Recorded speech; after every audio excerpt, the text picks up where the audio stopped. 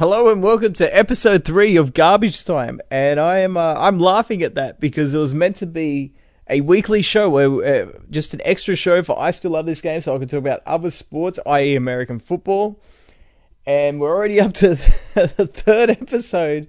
But if you guys watch today's games, you will know exactly why I had to do this episode, and that's exactly why I created this show. So in situations like this, I could jump on, I could talk about it, and once again, it's not going to be just an exclusive on Facebook and YouTube. I want this show on the podcast, so damn it, being the executive producer of my own show, I get to make these decisions. And what an incredible AFC game. It's a total contrast to what we saw in the NFC game, and believe me, we will get to that. But the AFC game, like the game itself was a contrast. You saw utter dominance in the first half by New England. And they finished the half strong. They were up 7-0 for the majority of that first half. They finished the half off strong. Brady, my goodness. You know, people talk about this guy. And the way that he is like a maestro now at this end, this part of his career, it's beautiful to watch. If you like sports, you don't have to understand American football. But if you just love sports, you can appreciate that this guy is on a different level. He is beyond a coach. See, I know he's not a coach, right? But some people will say at that, when you're at that age, think Peyton Manning when his last year with the Broncos. He was more of a game manager. Brady will still win you freaking football games.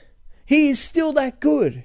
And I will talk about him in comparison to Jordan. I hate doing that because, as I said in the previous show, I hate doing it because what you're doing, it's hard to compare basketball to football, but you can compare greatness. So I will be doing that. I will be doing that without any research. It'll just be purely the eye test. But I want to talk about this game because the Chiefs, they stood up. They absolutely stood up in this, and I did not expect that in the second half. I expected it prior to the game, but the way that they had been punched in the mouth several times by the Patriots, and based off what the Patriots did to the Chargers, who essentially rolled over in the first half of their game, and you would have expected more desperation from the Chargers when you consider the age of Phillip Rivers. But the Chiefs, they stood up in the second half. They had all the momentum, and it reminded me truly of a blockbuster boxing fight, where you see one fighter come out, control the tempo, he's winning the round, he's in control of it, and then you see the favorite, let's not forget that, but the favorite come back, and can the other fighter hold on? And that's what we saw with New England. And man, what an incredible football game. You know, we saw there was one situation I did want to talk about though, and that was the muff punt that was originally called a muff punt, and then it was overturned. Now, there were so many camera angles in that. And what I don't get is the analysis of it saying, well, we see this camera angle, it kind of looks like he touched it. Talking about Edelman, of course. And when he didn't, but there's another camera angle that shows that he didn't touch it. Now, if there's a gap between the football and his thumb, because I'm looking at his thumbs, right? Because had he touched it, it's a live possession, and Kansas City could recover, which they did. But the question was, did he actually touch it? But you could see on plenty of camera angles, both thumbs missing the ball. That is clear cut. To the refs' credit, they got that right. But I don't get. I'm not sure if it's the broadcasters that are trying to intentionally create drama where there is none.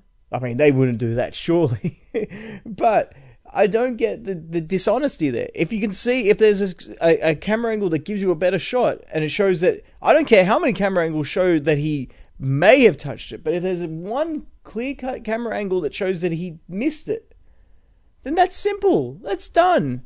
As I said, the refs got it right, and I'm happy they got it right, because that would have been a hell of a play. But speaking of hell of a play, I don't even know where to start with this. I just watched it.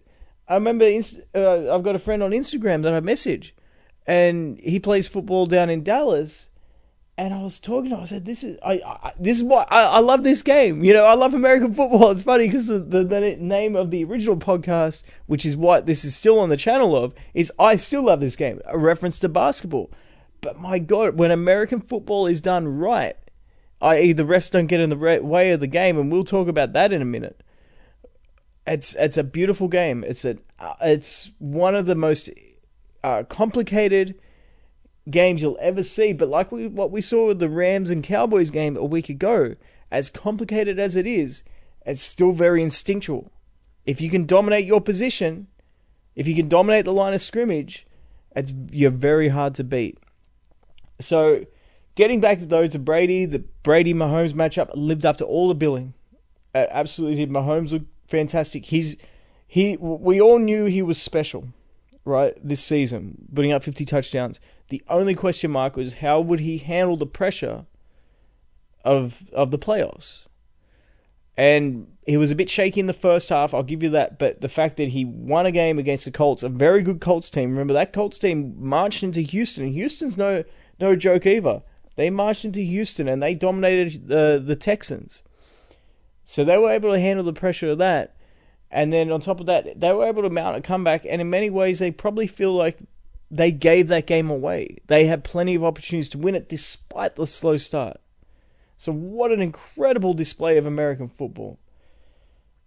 On the other side, and I hate to bring this up because I didn't make notes. I had no intention of doing this episode. But on the other side of it, you've got the New Orleans Saints versus the Los Angeles Rams. And it's such a shame that it comes down to one call. Because, of course, the Saints, they were at home. They were the favorites. They did beat the Rams during the regular season. But they were up in this game. The Rams tied it up. And that speaks volumes of the character of their team, too. However, in the final, after the 2-minute warning, I think it was about 1:30.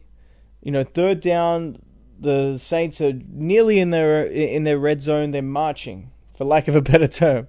And it's third down, as I said. I can't remember who he went to. It might have been Ginn. I'm not sure, though. It could have been Thomas.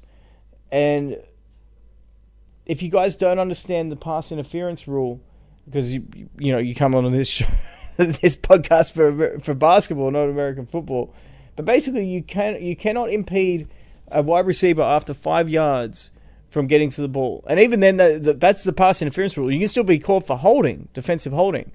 However, the ball's up in the air, and it's as blatant as you could possibly imagine. It's not a 50-50 call that you'll see that, the NBA is able to get away with having 50-50 calls that end up being 70-30 situations for certain teams. This was as blatant as you could ever get. The defender just took out the wide receiver. It wasn't even close. It's not even disputable. And it's not even disputable because there was no counter. I said a second ago when I was talking about the situation with the Edelman muffed punt, where they're talking, well, maybe it hit his thumbs. Maybe it didn't. And then they reviewed it and they went over about 50 different camera angles and they repeated those camera angles. But with this, obviously it wasn't it's not reviewable because there was no call on the field. To be honest with you, I don't even know if you can review it, which is a problem in of itself when you get into these semantics and you can't review it. Wouldn't this be a situation where if you're going to review some plays, shouldn't you be able to review all of them? And that would eliminate all of this. Well, at that point, maybe it wouldn't eliminate it because it was under 2 minutes and only reviews can come from the coach's booth. The official's booth. Coaches would not be able to challenge this play. Once again, what a stupid rule. Why can't they challenge it at under 2 minutes? Makes no sense, apart from the fact that it still allows them control to manipulate the outcome. And I don't care what anyone says. That was a bullshit call or no call. And there is no way in the world you can tell me there was any motivation other than to manipulate the outcome of that game. Because if that is called pass interference, the Rams are down to one timeout. That means they can stop the clock running once. And once again, if you're not familiar with American football, you have 40 seconds on the play clock. Now, if the clock is running, you can run it all the way down to 1 second, then snap the ball, you've run off 40 seconds. If it's 1:30 and they're already in prime position for a field goal, all you got to do is, of course, the Rams can stop it once because they have one timeout. You can run it pretty much all the way down to, 30 seconds, and then get your field goal off. That's all you have to do. For what it's worth, the Saints, obviously, because it was a third down play, they were unable. They didn't get the call, which they should have gotten the call. I didn't get to this, so mine's jumping everywhere. But with the Edelman play, you were hearing the counters. You were hearing them say, well, maybe he hit his thumb. That's where I got to before I went off my little tangent. But with this play, you didn't hear any counter. Because there was no counter. You cannot justify how that was not pass interference. Disgraceful. And before people say, oh, you're probably just a bitter Saints fan. I'm really not. First of all, I'm really not. And in this situation, I definitely wasn't because I had money on the Rams. So you know that I'm talking objectively here when I said, what a joke. What an absolute joke. That was not called. And Sean Payton has every right to be pissed off. Drew Brees has every right to be pissed off. Every single Saints fan has every right to be pissed off with that. It's unacceptable. Absolutely unacceptable. And I don't even know where to take that at that point, because where do you go from that, knowing that the game was essentially rigged? And when I say rigged, I don't think the players were in on it. Clearly, I think that the referees, they will manipulate it. And you see them, they've got all their... How do we know that the communication is strictly between refs, by the way? When you see that they have headsets or earpieces in. How do you know it's not from the league office saying, don't throw the flag? Because that makes no sense. The guy's looking right at it. It's not like basketball. You got 3 blind mice out there who pretend that they can't see it. You have in American football, you have referees designed strategically placed so they can see it. And typically they are a lot better than basketball. But this would have made Adam Silver and David Stern very proud. I hate to say that. I really hate to say that. But it annoys me so much. Because sports is the one thing where you have an absolute, or you're meant to have an absolute. You have a winner and you have a loser. But then when you have ridiculous things like this come into play, it sours the whole thing. And I wish that I could just talk strictly about that AFC matchup. I wish I could talk about the Rams coming back. That was gutsy. On the road in New Orleans. To bounce back in that situation and at least make a game of it. I wish I could be talking about the 57-yard field goal that they made in overtime that actually won the game. They shouldn't have had that opportunity, but they still did. I wish I could talk about that. But in my heart, I truly believe that from the league, it is rigged. And you might say, well, what's their motivation then? Well, I'll lay out my theory, and you can decide right then and there whether you think it's got some validity to it. Los Angeles has now 2 teams. They got the Chargers and they got the Rams. Neither of them have a real strong base in Los Angeles. They've only been there a couple of years. LA's not a football town. They got a huge $2 billion stadium, if we're meant to believe that. But apparently it costs $2 billion, a new stadium, which is not ready yet. It'll be ready next year. What better way to generate interest than to have one of your teams in the Super Bowl? And I think they didn't obviously manipulate it to the point where you see NBA such as the Lakers and the Kings and situations like that. But I think when you have those 50-50... This wasn't even a 50-50 call, though. But when you have 50-50 calls, bang-bang calls as they like to call them, because apparently it's so quick, it could go either way. Leaning to one team and not the other, man, it's difficult. It's difficult to sort of argue with the motivations, because what are the other motivations? What other motivation could there be for him to not throw that flag? I've already called it bullshit. I don't want to repeat myself, but no other adjective really describes it. That being said, history has a funny way of repeating itself, does it not? Because I think we're seeing the last of Brady, and maybe... Not Belichick. I can see Belichick coming back. But I think we're seeing the last of Brady. As great as he is. Excuse me, that's Megatron trying to talk to me. But I truly think that Brady... If Brady is to win his 6th ring, it's hard to not walk away, right? Maybe he goes for 7. Who knows? But think about this.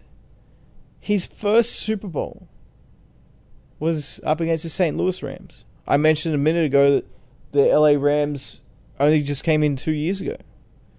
Or was it 3 years ago? I can't remember. 2 or 3 years ago. It's been recent, though. And guess where they were? They were from St. Louis. Brady's very first year as a starter, we all know the story if you follow American football. If not, Brady came in as a 6th-round pick. He was a 3rd-string quarterback. He was a backup quarterback in 2002. And Drew Bledsoe was injured. They were 0-2 at that point. Brady comes in, leads them to an 11-5 record. Gets away with a big one with the tuck rule. We all know that. But he's able to go into St. Louis, not St. Louis, excuse me, Pittsburgh, who were the number 1 seed at that point, win that game.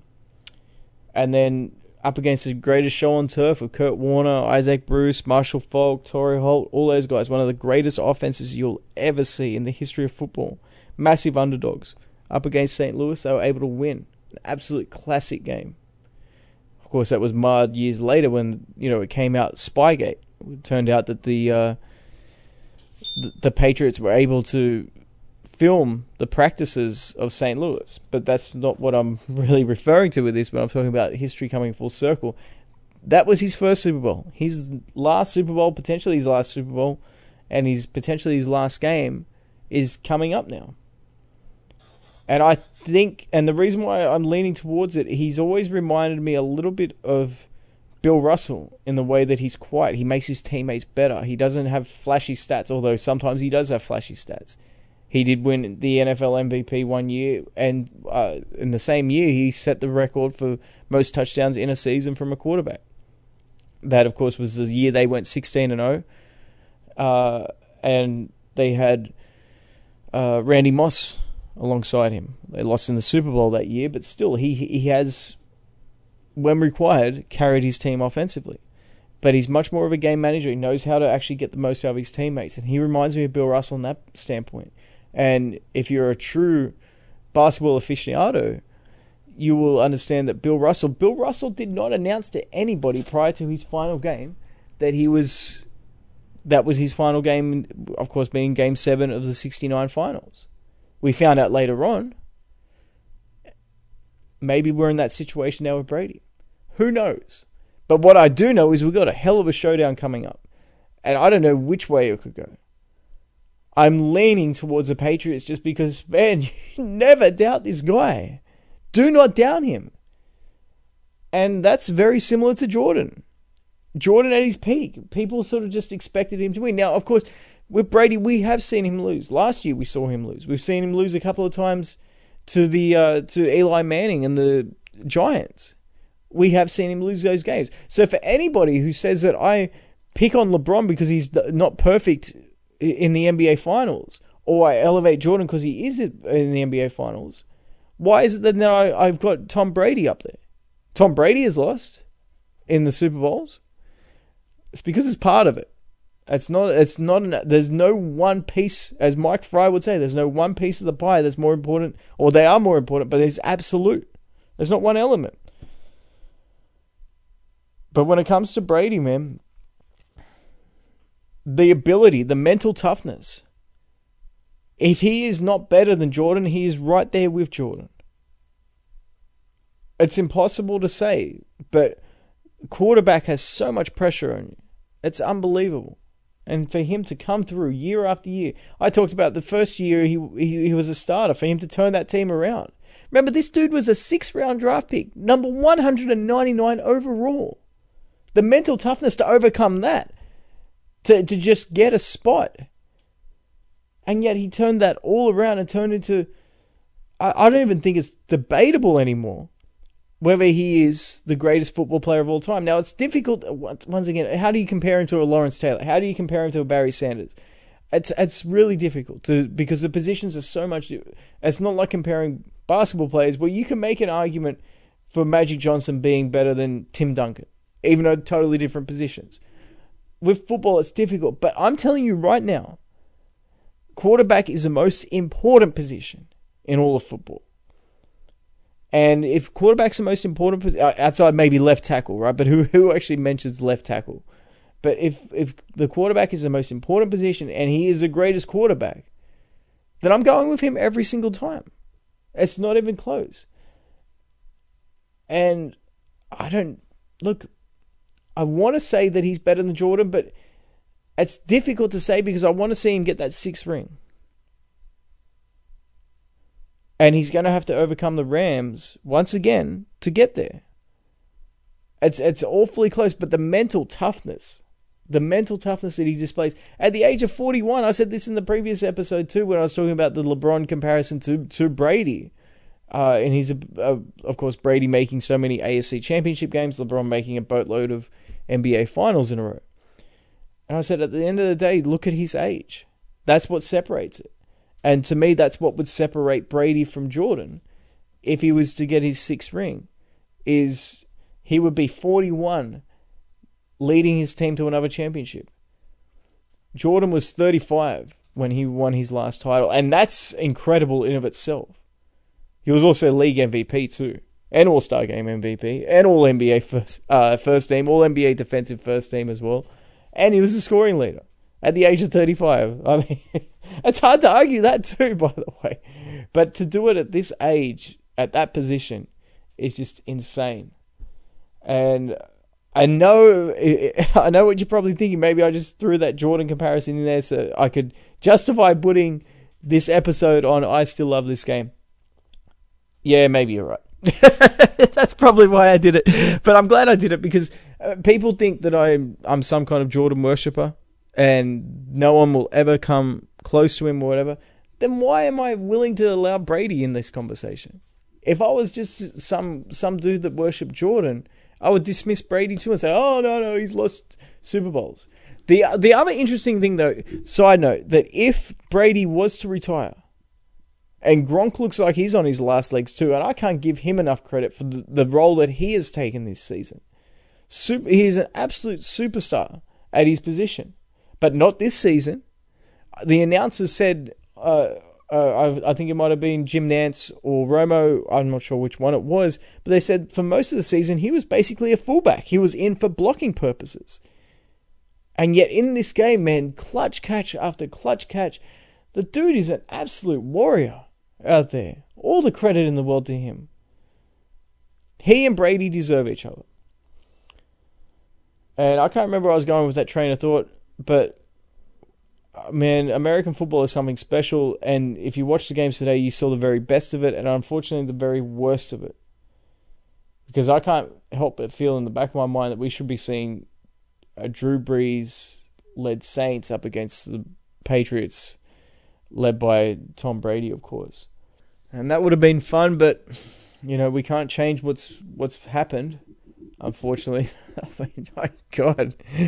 Hey, what's it going to take? What will it take, honestly, for this manipulation to get its grubby hands out of sports?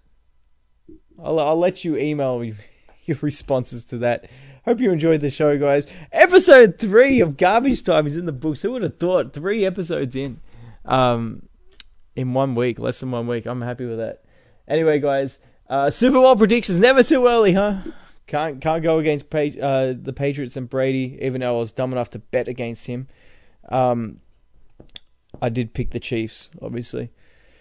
But that's cool. That's fine. I don't think I'll put money on it because I'm pretty interested in the outcome of this game regardless of it. I usually put money on games when I'm not all that interested. Although I was very interested in these past 2 games too. But yeah, I'm gonna go with New England there. Belichick is a genius. Brady, by far and away the most intelligent football player I have seen, at least on the offensive end of the field. Ray Lewis, close second, if second at all, but he's right there too. So yeah, I'm going to go with the Patriots. I just think if they can protect Brady, if they can keep him upright, as I said, their mental toughness is through the roof.